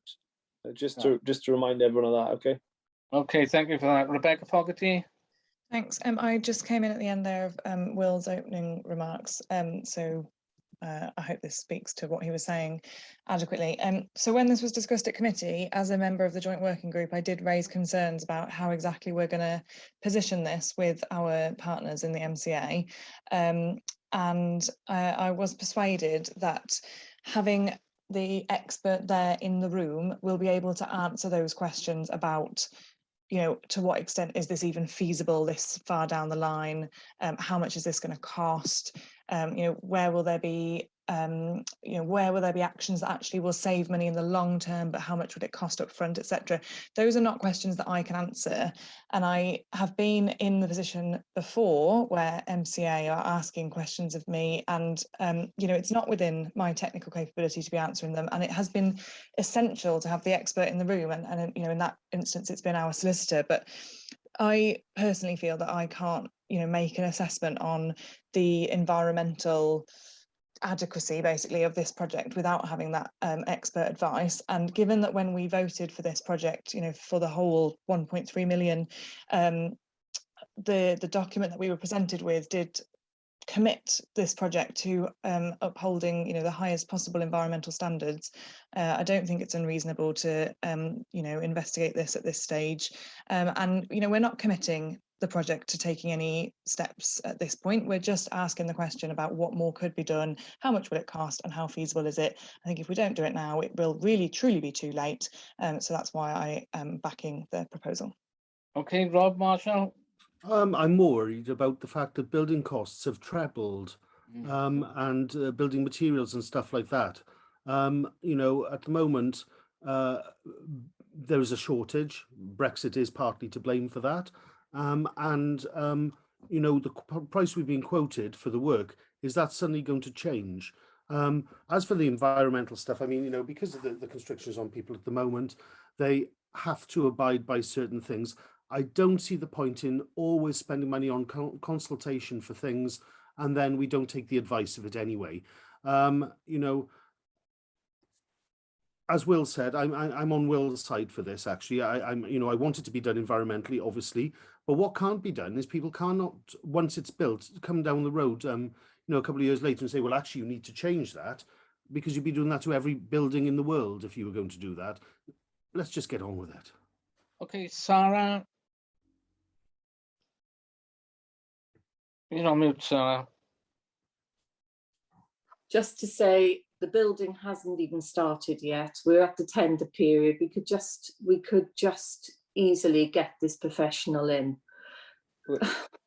That's not correct, though. It's not something that you can just say, oh well, that doesn't matter to us. This is the environment we're dealing with. I think it'll be seen as really silly at this stage if we don't do what we can do. Okay. It's rather important. I understand what you're saying, Sarah, but Steve, do you want to clarify? We have signed an agreement that, basically we can't change anything now. We can't add things to the tender without MCA's approval. Could I just ask for clarification as well on something like this, which is a point I've brought up before on a number of occasions. We have appointed a monitoring surveyor, and the monitoring surveyor's role is to look out for the interests of Mumbles Community Council.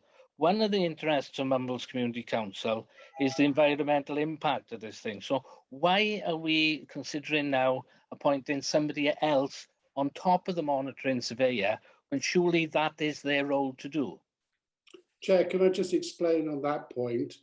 You instructed a report from the monitoring surveyor, and he then subcontracted that to an expert in environmental measures for buildings.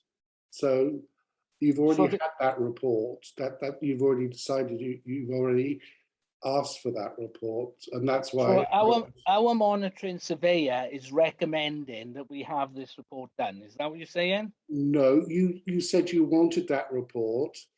I instructed our monitoring surveyor, who then actually instructed this third-party expert to produce a report for us. So the monitoring surveyor is the person who decided that he needed additional expert advice. So he's suggesting that, is he? Yeah. Okay, Ian. Can I just sort of say, yeah. Just for a point of information, my understanding from listening into the environmental committee meetings, which have been discussing this particularly, the whole point of meeting with MCA is to have a dialogue with them. They said in their proposal to you as a council that they would be following very strict high environmental. This is a conversation, it's not anyone dictating. And that was the spirit, I understand, behind the proposal. Okay, Steve, Ian? could you also, Steve, could you just ask Steve for confirmation though, if we did do this report, Steve, and we did say, oh, we want to follow X, Y, Z, we couldn't enforce it anyway, could we? Because we have an agreement in place with MCA, which is legally binding now at this stage anyway. Well, I'm not a legal expert, Will, so I don't know exactly what the tender for the build hadn't even got out at the sign of us signing the documents, had it? So we weren't. Okay. You did. I mean, we weren't committed to specifics. It was a general principle of funding. Okay, Ian. Yes, thank you, Chair. I think Rob has hit on a very valid point about how much building costs with the materials have increased. I know I've recently purchased a considerable amount of timber and other items, and they really have gone up. Now, I agree with Will. This is late in the day. If tenders have gone in and all these other factors, there could be a comeback on us if we fall foul of that. So, any decision shouldn't be taken lightly. Now, the other thing, of course, we're also environmentally aware now. Are we going to adopt the same concerns with the impact the skate park will have on the climate change, and with the manufacture of such a large amount of concrete? Would we be considering scaling back on the size of that project, to come in line and show good faith? I think you really need to start thinking about these things. Okay, Richard Jarvis and then Louise Thomas. Okay, this report, do we really need the personal meeting with the consultant for £285? If we are going to have this report, can't things be done by email? Rebecca, I see you want to come back on that quickly Yeah, then. sorry, just because it's that specific point. So to clarify, the report has been written, and I would answer categorically yes, we need the person-to-person meeting, because having been in meetings with MCA, they will just ask us questions that we don't have the answers to. It'll be much more efficient, much more effective to just have that meeting straight away. MCA can ask any questions, and as I said, you know, it is about dialogue. It's not about, you know, legally changing the contract that we've signed, but if this is a true partnership, we ought to be able to ask these questions and see what MCA have to say. Okay, Louise Thomas. Yeah, I think the problem we've got as well is not just about Brexit, which obviously Rob mentioned, but we've had COVID, which has enabled a lot of people to stay from home and home improve. And I work for a company that actually produced insulation, and that was one of the things that they mentioned was a lot of home improvement. So these consultants are actually putting up their prices because they know that they're needed in the workplace, which it holds us to ransom really, but I think we're going to have to pay it. There you go. Okay, Rebecca Child. Yeah, I'm just not quite sure I follow. I was hoping to get a bit of an explanation. We're not proposing to change the tender at all, are we? We're proposing to keep that as it is, just because I don't want to put things back another 6 months when we've got so many ongoing projects, but our voters, our residents aren't seeing anything from any of us at the moment, with things like the skate park being delayed, with this being delayed and various other things and stuff to do with the tennis courts as well. Like, it's all delayed for all of us. So I'm just checking we're not proposing to change the tender. I don't know if we can, to be honest, at this point. I don't know whether Steve's got a point of view on this, or Will, do you want to come in on this? Yeah, the way I see it, Rebecca, it's a very good point. The way I see it is that they will inevitably say, you could do this, you could add solar panels, you could add you know, water capture, you could add this, you could add that, and this will cost you an extra X amount of money, right? Huge amounts of money. Then the council's got a situation between the build prices Rob mentions already going to have gone up, so I'm sure any contingency in that budget already has been wiped out. Then when the council receives that report, what is it going to do? Ignore the report, or is it going to find an extra $250,000? I'm pulling numbers out of the air. So, you know, the council's in a really tricky position once it gets that report, right? What are you going to do? You're going to spend that extra money on all these extra environmental things, or ignore it. And at the same point, when the tender has already gone out, and as far as I understand it, they're going to appoint someone in the next few weeks. And we are, as I understand it, we are not able to dictate to them any terms from now on, since we signed the agreement with them. Anyway, so it's like a little bit late in the day, and also I think that it can't be enforced, and even if we did have it and we wanted to do it, it would cost hundreds of thousands, and we'd be in a very awkward position. Okay, I can see Louise and Richard and Sarah have got their hands up. So if we can just go around those, and then hopefully we can come to some conclusion, because otherwise I think we'll just be going around the houses. Louise? Sorry, I forgot to put my hand down. I'm so sorry. Sorry, okay. Was it Richard? Did you want to speak? Or did you? No. Okay, so Sarah? I've got to go, but I want to say I think we'll be seen as very foolish if we don't future-proof this building, since we're responsible for building it. But it's up to everyone else as well.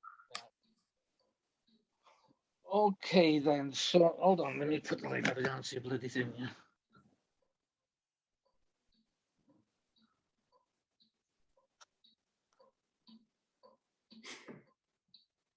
Right. Okay, if I'll go back to the original proposal. The Railway consultant is invited to a meeting with MCC MCA to discuss the report at a cost of £285. And then following the meeting, MCC consultant produce a costed list of actions to be considered at a cost of £450. Personally, maybe I can see the point of one, but I'm not sure at all I can see the point of two. And as I sort of said, my concern is, and this has been raised before, the whole point of appointing a monitoring surveyor, was the monitoring surveyor was supposed to look after the aims and objectives of Mumbles Community Council, one of which is that this build adheres to green building regulations or what have you. So I don't know which way people wanted to take it. Should we just have a vote on the full recommendations, or do you want to take 1 and 2 separately?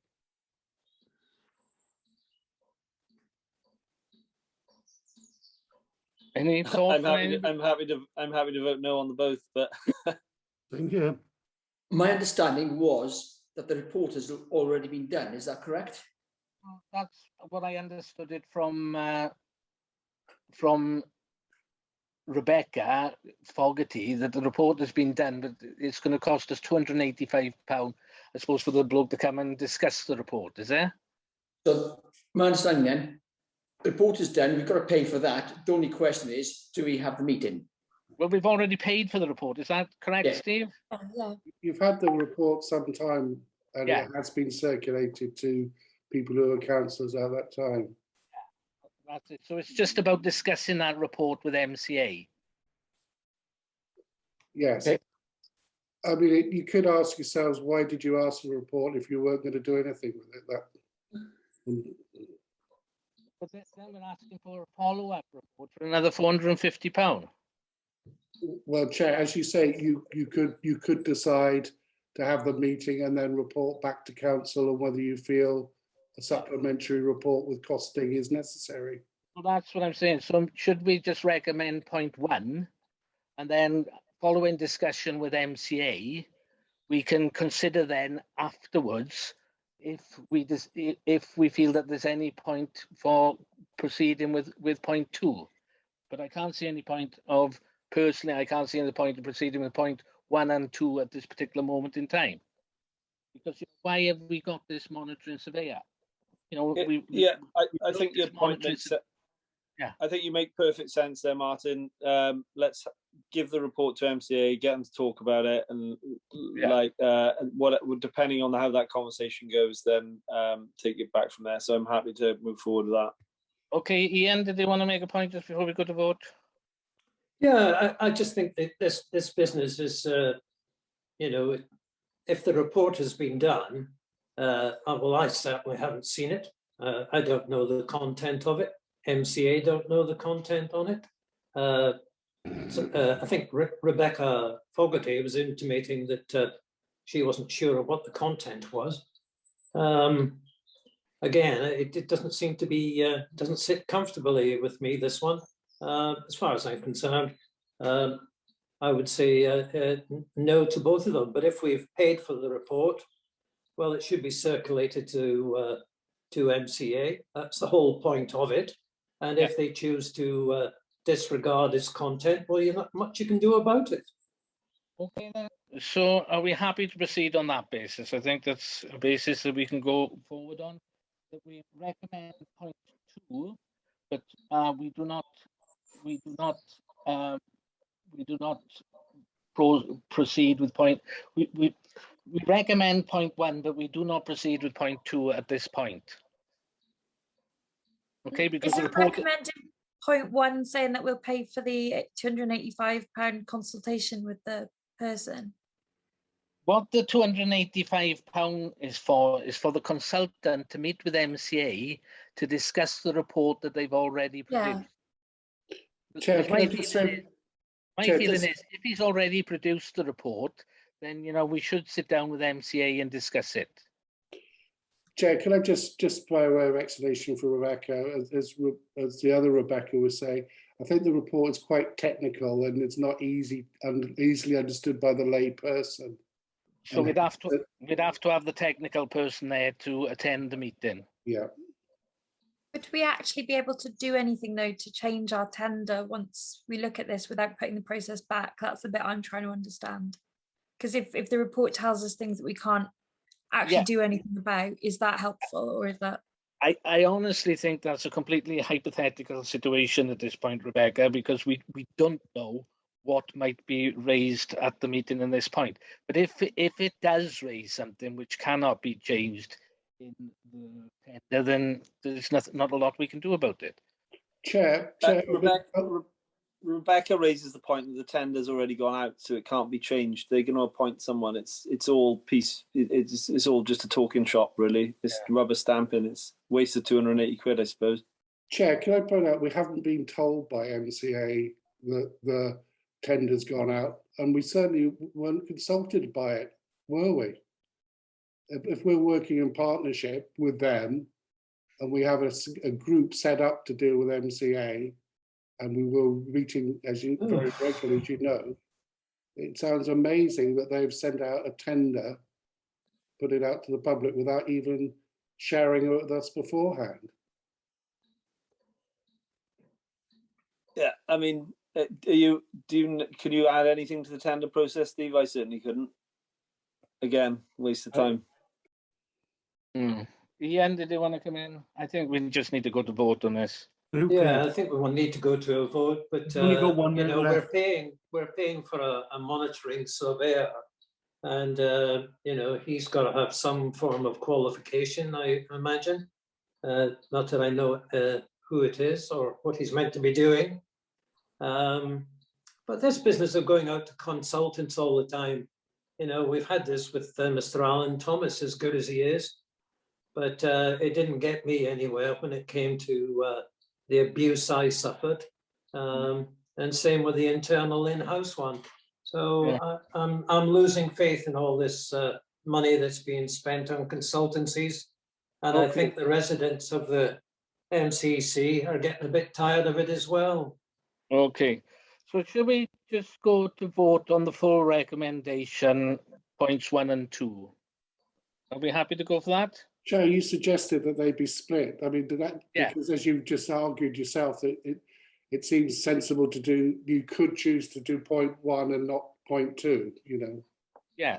Well, all I'm offering is what do people want to do? Do they want to consider the full recommendation, point 1 or 2, or are they happy to split it? I did, but Rebecca raised the point that are we likely to achieve anything by this? So I've changed my mind since she said that, and I think I'd prefer to vote against them again. Okay. So should we go to a vote on both points then? Okay. So all those in favour of proceeding with this recommendation? Okay. All those against?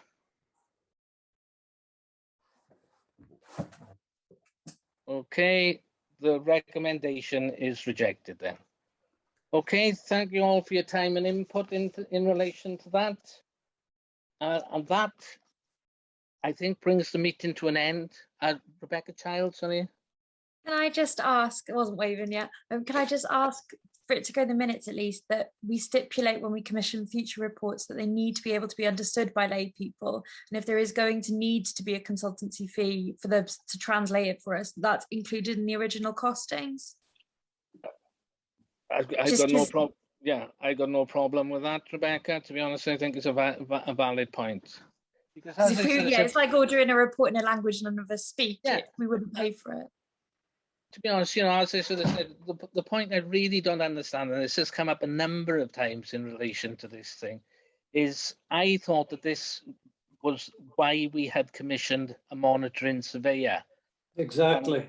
Yeah, is that why we need another surveyor on top of a monitoring surveyor? You know, how many surveyors are we going to end up with in the end? Like, you know. And all anyway. I got to go. Yeah, same. Yeah.